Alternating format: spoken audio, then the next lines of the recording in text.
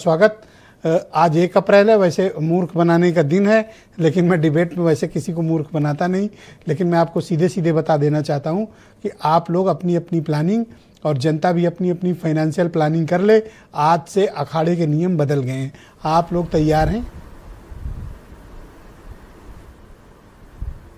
देखिए, वास्तविकता ये है कि अप्रैल फूल तो आज से नहीं 2014 से बनाया जा रहा है और हर दिन बनाया जा रहा है। और आप देखिए कि किस तरीके से अप्रैल फूल मनाया जाता है। एक तरफ कहा जा रहा है कि हमारे पास स्ट्रैटेजिक रिजर्व सारे मौजूद हैं, दूसरी तरफ क्या कह रहे हैं भाई धीरे धीरे 60 रुपये पहले बढ़ाया, फिर कॉमर्शियल पे 2000 पार करा दिया, फिर 2 बार बढ़ा चुके हैं कॉमर्शियल पे, फिर आज वो छोटा सिलेंडर आता है जो बच्चे स्कूल कॉलेज वाले भरवाते हैं, उस पर भी 51 रुपये बढ़ा दिया। अरे भाई, करना क्या चाहते हैं आप? सब कुछ आपके पास है, आप एक्सपोर्ट कर रहे हैं और अपनी जनता को मार रहे हैं।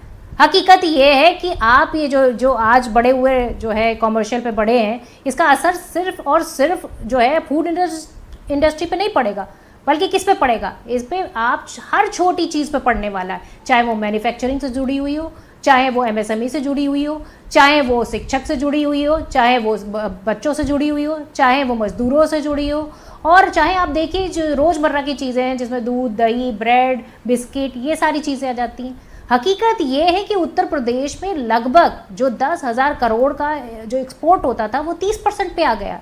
बड़ा ताज्जुब की बात है। और सरकार बैठी सो रही है, अभी तक कोई मीटिंग नहीं, कोई डिस्कशन नहीं, जनता को कोई राहत नहीं।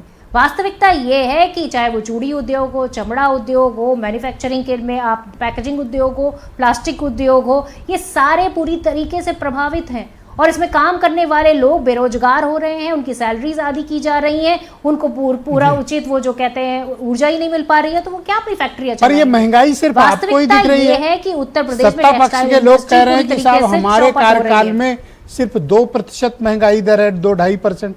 आपके जमाने में तो 12% थी। अरे भाई, आप बताइए ना। नहीं, आप बताइए, गैस का सिलेंडर 400 रुपये में खरीदते थे, आज ये 900 रुपये में खरीद रहे हैं।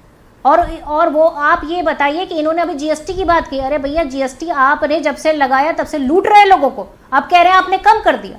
अरे लूटे भी आप और कम भी आप कर रहे हो, बेवकूफ़ भी आप जनता को बना रहे हैं। कच्चे सामान पे GST बढ़ा दी है और कह रहे हैं कि भाई साहब GST कम हो गई। अरे कैसे कम हो गई? जब पेज बनता है तो उस पर GST ज़्यादा है, किताब बनती है तो उस पर GST कम है। अरे भाई, जो पेज पे GST ऑलरेडी दे चुका, मैन्युफैक्चरिंग कर रहा, उससे पूछेगा। अच्छा, बीजेपी वाले कह रहे हैं कि आप लोग इसलिए परेशान हैं क्योंकि आज से टैक्स के नए कानून लागू हो गए हैं। आप लोग कहीं टैक्स में गड़बड़ी न करने पाए, इसलिए मजबूत कानून लाया गया आपके लिए। अरे भाई, हमने तो कहा कि आप ये पेट्रोल डीजल जो है GST के अंदर में ले आइए, कभी नहीं लाए। और हकीकत ये है कि भाटी जी ये बात छिपा ली है, ये सीए हैं, ये सब पर बोले इनकम टैक्स का नहीं बोले। बोलिए मैडम, कंटिन्यू। सुनिए, ये जो अपना पैसा है जो हम कमाते हैं, अपने ATM से निकालते हैं, 5 बार निकालेंगे तो 23 रुपये चार्ज पड़ेगा। और ये नीरव मोदी, ललित मोदी, विजय माल्या, ये सब ले लेके भाग गए, बैंकों का पैसा लेके भाग गए। तो कहीं कोई चार्ज नहीं है, कहीं कोई उनके ऊपर कार्रवाई नहीं है, ऊपर से वहां बैठ के चिढ़ा रहे हैं यहाँ पर हिंदुस्तानियों को। अरे भाई, शर्म नहीं आती इस सरकार को जो ये कहती है कि भाई ये गरीबों की सरकार है। ये कह रही थी महंगाई डायन है, अब महंगाई डार्लिंग हो गई, रुपया गिरता चला जा रहा है और बेशरम होकर कहते हैं कि रुपया गिर रहा है तो अच्छी बात है। बहुत शुक्रिया। अरे भाई, आप लोग क्या कर रहे हैं? इस देश को बर्बाद करने पर तुले हुए हैं। बहुत शुक्रिया आपका हमारे साथ कृपया कनेक्ट